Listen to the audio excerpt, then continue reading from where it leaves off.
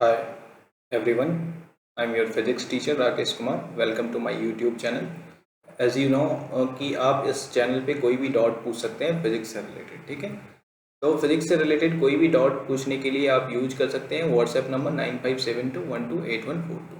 As soon as possible आपके questions का या जो भी डाउट होगा उसको क्लियर किया जाएगा और इस यूट्यूब चैनल पे उसका सोल्यूशन मिलेगा आपको. ठीक है, इसीलिए इस चैनल को सब्सक्राइब करें और ज़्यादा से ज़्यादा लोगों को शेयर भी करें. ठीक है, और या तो आप मेल कर सकते हैं just ask for JEE NEET physics @gmail.com पे. Okay, and this lecture is regarding application of Coulomb's law.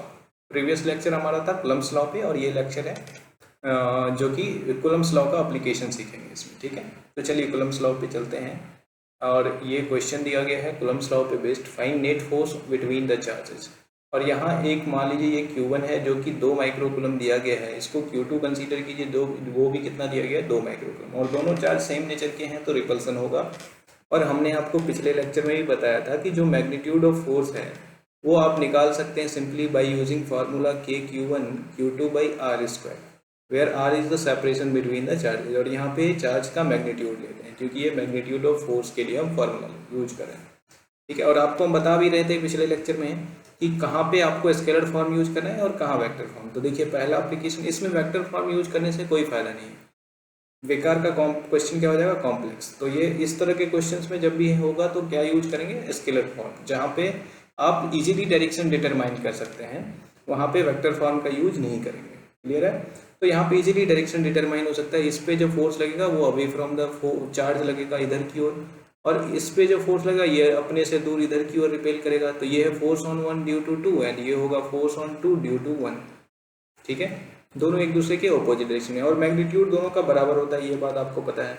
तो फोर्स ऑन 1 लिखिए या 2 लिखिए, दोनों का scalar form scalar magnitude same होगा. और के का value as you no 9 × 10⁻⁹ Q1 अगर रखे तो 2 माइक्रोकुलम, 10⁻⁻6, Q2 भी 2 × 10⁻⁶, R², R सेंटीमीटर में, इसको मीटर में बदलिए, 2 × 10⁻² का होल स्क्वायर. ठीक है, तो इसको सॉल्व कीजिए. 6 और 6 का -12 हुआ, -12 में से +9 किया, 10⁻³ बचा.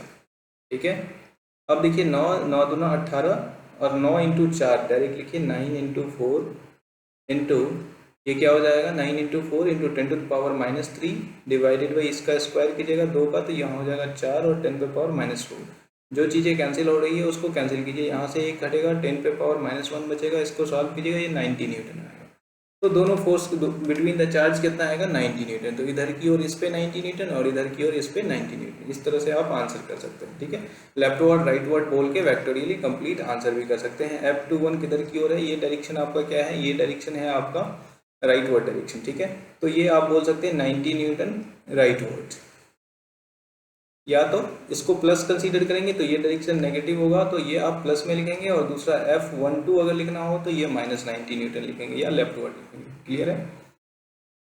दूसरा क्वेश्चन कुलम से रिलेटेड है जिसमें एक से ज़्यादा फोर्सेस हो तो कैसे निकालेंगे. जैसे कि नेट फोर्स ऑन किसी एक चार्ज पे बताया, क्योंकि तीनों चार्ज आइडेंटिकल है और प्लेस्ड है राइट एंगल इक्विलेटरल ट्रायंगल पे, सॉरी राइट एंगल नहीं, इक्विलेटरल ट्रायंगल, जिसका साइड क्या दिया गया ए. तो आपको पता है कि आप इस तरह के क्वेश्चन को कैसे इजीली करेंगे. तो देखिए आपको ये बात पता है कि ये एक चार्ज Q और ये Q, तो इसके बीच का फोर्स ये रिपल्सिव होगा, सेम नेचर का है, ये इधर की ओर होगा. ये फोर्स लिखिए K × Q² / A² होगा. इसके द्वारा भी ये फोर्स क्या होगा, रिपल्सिव इधर की ओर, K × Q² / A². दोनों फोर्स का मैग्नीट्यूड क्या है, इक्वल. अगर इसको F1 कह भी लें और इसको F2 तो दोनों इक्वल फोर्सेस हैं. दोनों इक्वल हैं तो दोनों का रिजल्टेंट लिखेंगे. ये एंगल 60 डिग्री, ये एंगल भी 60 डिग्री. ये बात पता है कि 60 डिग्री पे अगर दो इक्वल वेक्टर होते हैं, दो इक्वल वेक्टर F और F अगर 60 डिग्री पे है तो रिजल्टेंट √3 टाइम्स ऑफ F होता है और बीचों बीच होता है. ठीक है, तो इसका जो रिजल्टेंट लिखेंगे वो इस रिजल्ट का यूज करते हुए डायरेक्ट बीचों बीच होगा इसके, और √3 टाइम्स ऑफ किसी एक के बराबर होगा F, और √3 टाइम्स ऑफ K² / A² के बराबर होगा. अगर मान लीजिए ये रिजल्ट आपको नहीं पता, ये तो बाइसेक्टर वाला सबको पता होगा कि इक्वल फोर्स से खींचेंगे दो साइड तो उसके बीचों बीच जाएगा. बस इसमें अगर आपको कंफ्यूजन है तो आप फार्मूला यूज कीजिए, F रिजल्टेंट बराबर √* F1² + F2² + ये बेसिक फार्मूला. तो F² + F² + 2 F1 F2 × cos 60, ये वाला फार्मूला से आप निकालिएगा, है ना. तो क्या आ जाएगा, √3 टाइम्स ऑफ F आएगा. Got my point. तो इस तरह से आप इस तरह के क्वेश्चंस को सॉल्व कर सकते हैं। तीनों पे किसी एक पे निकालिए, इस पे भी निकालिएगा तो इधर की ओर बाइसेक्टर पे फोर्स रहेगा, इस पे इधर बाइसेक्टर की ओर सीधे ऊपर की ओर। तो इस तरह से आप सॉल्व कर सकते हैं। चलिए अब वेक्टर फॉर्म का क्या यूज होता है वो देखिए। अगर आपको क्या वेक्टर फॉर्म का तब यूज होगा जब आपको चार्ज और उसका पोजीशन वेक्टर या उसका लोकेशन का कोऑर्डिनेट्स दिया हो। तो देखिए आपको एक्चुअल में क्या दिया गया है, Q2 दिया गया है ना, और मैग्नीट्यूड Q2 और Q1 का नहीं दिया गया। देखिए यहाँ 1 माइक्रोकूलम ले लीजिए और इसको ले लीजिए, इसको भी 1 माइक्रोकूलम ले लीजिए, ठीक है। तो Q2 पे फोर्स निकालना है ड्यू टू Q1, तो इसको कैसे लिखते हैं, फोर्स ऑन 2 ड्यू टू 1। और इसको हम लिखने का आपको तरीका बता चुके थे कि साइन वाइज चार्ज को रखेंगे Q1 Q2। अगर मान लीजिए ये -1 है तो -1 लिख लीजिए, तो Q1 Q2 साइन वाइज, ठीक है, इसको -1 कर लेते हैं। ये Q1 Q2 भाई है ना, आर स्क्वायर ये बोला कि जैसा स्केलर में लिखते हैं वैसा ही लिख लीजिएगा। और यहाँ पे साइन, पिछले क्लास ये बताया था हमने, यहाँ पे साइन को जो है जो साइन के साथ रखेंगे, बस मैग्नीट्यूड नहीं रखेंगे। और यहाँ पे हमने क्या बताया कि जो यहाँ ऑर्डर होगा वही वेक्टर यहाँ लिखेगा। तो 2 1 यहाँ ऑर्डर है तो यहाँ भी 2 1 होगा, ठीक है, R21। और यहाँ पे मैग्नीट्यूड, ठीक है, तो R21 सॉरी ऊपर मैग्नीट्यूड नहीं होगा यहाँ, ठीक है, तो यहाँ मैग्नीट्यूड नहीं होगा, ठीक है। तो ये हो जाएगा आपका क्या, K into Q1 Q2 with sine divided by R square into R21 vector divided by R, क्योंकि R21 का मैग्नीट्यूड ही R कहलाएगा, है ना, कोई दिक्कत, या R12 दोनों बराबर होते हैं मैग्नीट्यूड में, ठीक है। तो ये R होगा, तो यहाँ पे नीचे R क्यों। अब R निकालेंगे कैसे, तो दोनों का पोजीशन वेक्टर तो लिख सकते हैं, ये R2 होगा और ये R1। R2 अगर लिखेंगे तो देखिए 2 मीटर आई कैप, हमने कन्वीनियंट के लिए सब कोऑर्डिनेट सेम दिया है, 2 metre J cap and 2 metre K cap. अगर R1 लिखें तो R1 वेक्टर क्या होगा, 4 metre I cap, 4 metre J cap, 4 metre K cap, ठीक है।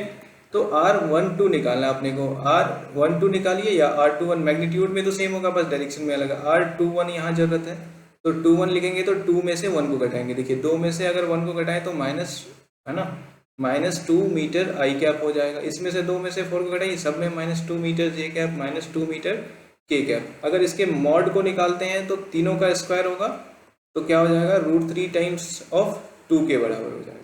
क्या करना है, रूट अंडर ऑफ x का स्क्वायर, x2 का स्क्वायर एंड ये सॉरी y का स्क्वायर और z का स्क्वायर, तो √3 टाइम्स ऑफ 2 के बराबर निकलेगा। तो ये हो जाएगा मैग्नीट्यूड 2√3 मीटर। पर दिक्कत, अब सभी का वैल्यूज रख लीजिए, you will get answer. k का वैल्यू 9 × 10⁻9, Q1 का वैल्यू कितना है तो 1 माइक्रोकूलम, ठीक है, माइक्रो मतलब 10⁻6। दूसरा Q2 का वैल्यू कितना है तो 1 × 10⁻6।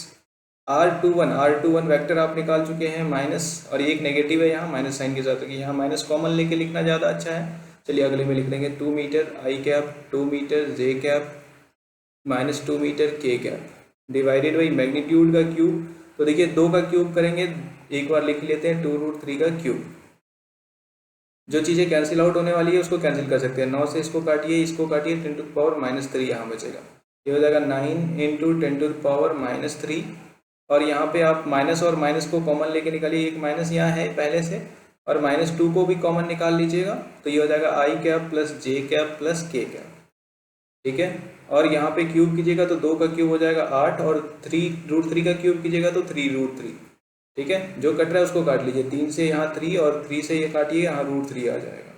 और कुछ कट रहा है, यहाँ 2 से कट रहा है, 2 से 4 कट जाएगा, देखिए ये क्या हो जाएगा 1/4, है ना, 1/4 × 10⁻³ आई कैप प्लस जे कैप प्लस के कैप, ये आपका होगा इतना न्यूटन वेक्टर फॉर्म, ठीक है। और अरेंज करना चाहते हैं तो आगे अरेंज कीजिए, 1/4 को आप लिख सकते हैं 0.25 × 10⁻⁴ न्यूटन आई कैप प्लस जे कैप प्लस के कैप।